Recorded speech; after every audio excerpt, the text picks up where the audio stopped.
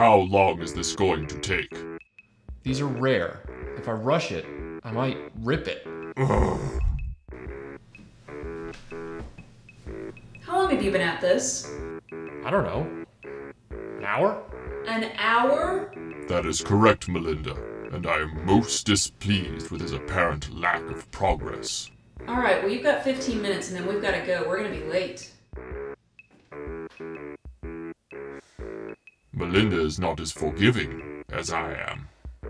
We gotta get back to the past, to the 20th century. Digging through the bubble wrap into your memories. Back was the collector, he's protecting what we find.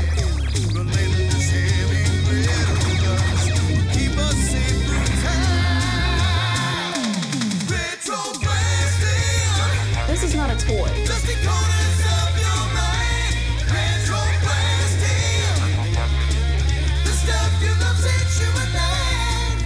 We're blasting into the past to see what thrill still lasts. RetroBlasting.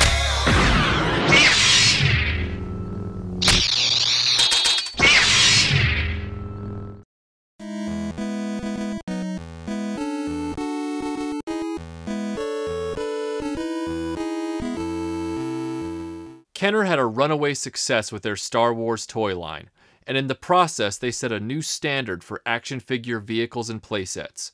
Fisher-Price's Adventure People were the first to foray into the 3 3/4 inch scale, but Kenner's Star Wars raised the bar on everything else. At the time, most playsets were paperboard and vinyl, like Mego's cardboard Batcave. Kenner relied on cardboard elements early on, with their Creature Cantina and Land of the Jawas playsets.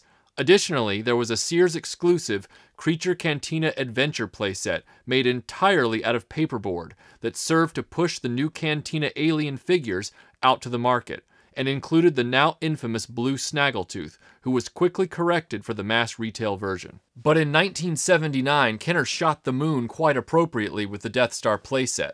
Structurally, it's all plastic, and it has amazing gimmicks and great play areas for kids.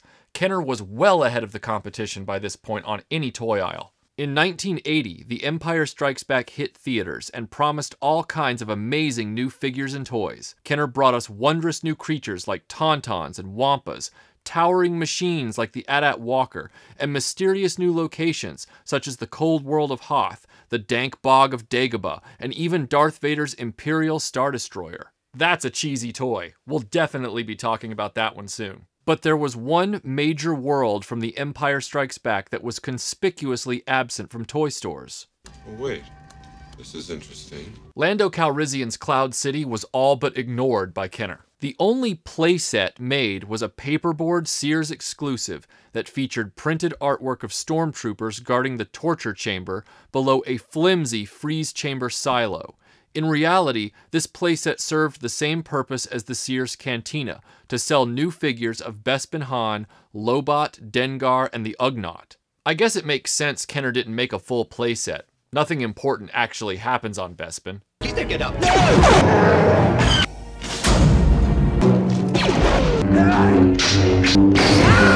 I am your father. Then again, maybe there should have been a playset.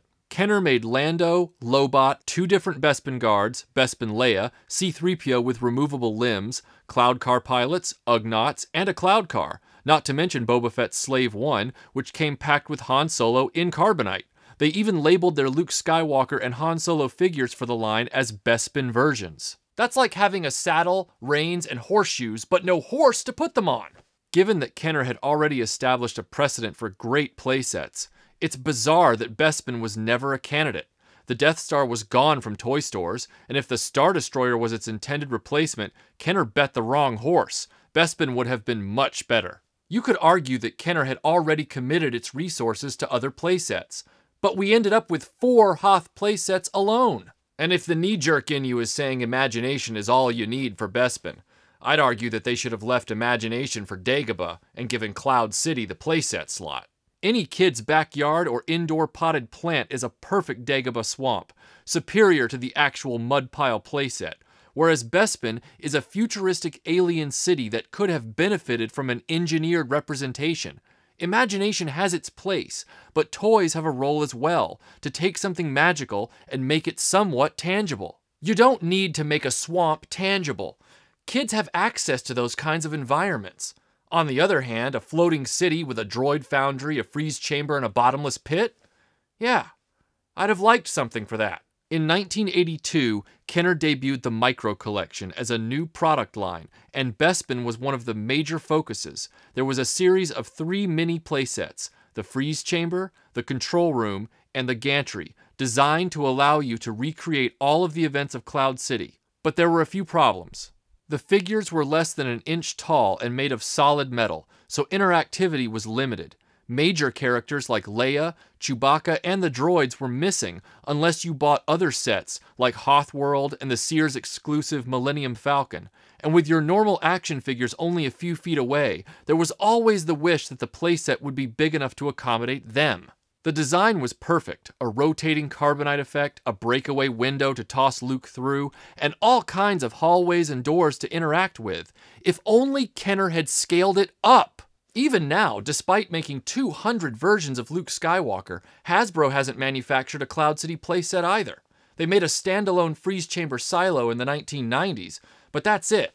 Why Bespin holds no appeal for toy makers is something that I will never understand. Kenner had the opportunity to make a city in the clouds, a playset that would have been on par with the Death Star and easily surpassed the Ewok village, but they stayed well away from it. Bespin. It's pretty far, and I don't think we can make it.